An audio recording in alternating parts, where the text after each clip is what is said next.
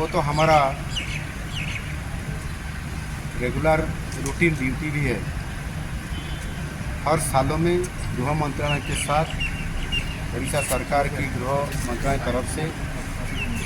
हमने law and order situation के साथ साथ जैसे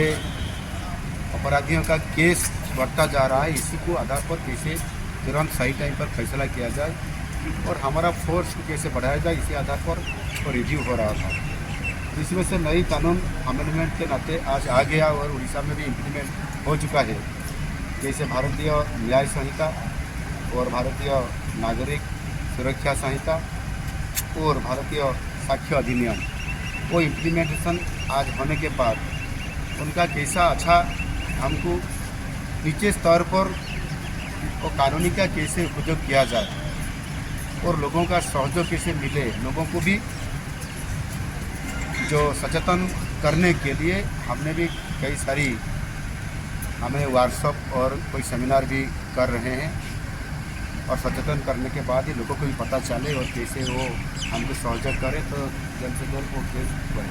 विशेष रूप से उड़ीसा एक शांतिप्रिय राज्य है, वहाँ ज़्यादा बहुत बड़ा केस आपराधिकरण केस नहीं आ रहा है। जैसे हमने बहुत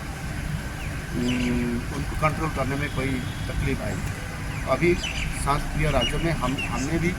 नया सरकार आने के बाद हमने हमारा फोर्स को बढ़ावा देते हुए हमने 12,000 फोर्स हमने बढ़ा रहे हैं और इसी में से जैसे हमने बोले कि Orissa state striking force OSSF में एक बड़ा हमने स्वतंत्र फोर्स बढ़ा रहे हैं। इसमें से 3,003 जवानों का नियुक्ति दे रहे हैं और उड़ीसा इंडस्ट्री सिक्योरिटी फोर्स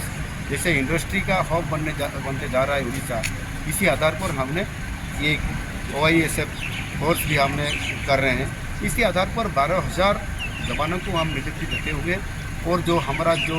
बहुत पिछले से बहुत बड़ा हुआ केस को कैसे समाधान किया जाए, इसी आधार पर हमारा डिपार्टमेंट को हमने स्ट्रेंथन करने के लिए भी कोशिश कर रहे हैं और आज गृह मंत्री ने हमको जो परामर्श दिए, इसी आधार पर हमने निश्चित रूप से उड़ीसा के काफ़ी हमारा वो डिपार्टमेंट को और सरकार को अच्छा ढंग से कराने के लिए जो हमको परामर्श मिला, निश्चित रूप से इसी आधार पर हम जाने के लिए और काम करने के लिए नक्सलियों की आपने बात की थी सर, उसमें क्या कर रहे हैं? कुछ साइबर केसेस से निपटने के लिए कि साइबर पुलिस स्टेशन की बात जब कर रहे थे कुछ नक्सलियों की क्या योजना बन रही है, नई योजना? नहीं, साइबर जो आपने मैं बोला हूँ कि हमारा जो साइबर अपराध के जो जैसे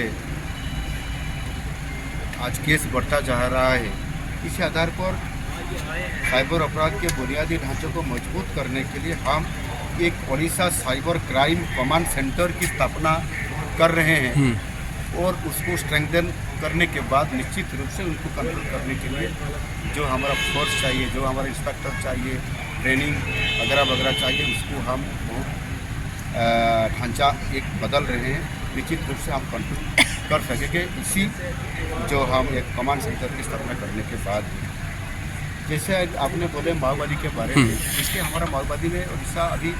वहाँ बहुत कम है, कमता जा रहा है। अभी ओनली 10 डिस्ट्रिक्ट में हमारा प्रभाव है, इसमें से फिर ज़्यादा 3 डिस्ट्रिक्ट में बहुत ज़्यादा प्रभाव है, जैसे मालकानगिरी और हमारा कालाहांडी और एक है हमारा नवापड़ा, और भी कोई डिस्ट्रिक्ट है जिससे बहुत कम प्रभाव है। फिर भी हमने छत्तीसगढ़ से और उड़ीसा दोनों जॉइंट हम ऑपरेशन करने के बाद अभी बहुत ही कम होने जा रहा है। पिछले जनवरी-फरवरी में हमने ऑपरेशन के बाद हमारा 17-18 लोग को मार दिया गया था और भी कोई अभी बहुत लोग सारे वो सरेंडर कर रहे हैं। इसी आधार पर हमने जैसे सक्रिय भूमिका निभा रहे हैं उड़ीसा में, निश्चित रूप से अगले मार्च के अंदर में 2026 का मार्च के अंदर हम टोटली 1 साल के अंदर कंप्लीट करने जा रहे हैं, जैसे कि 0 हो जाए। Thank you.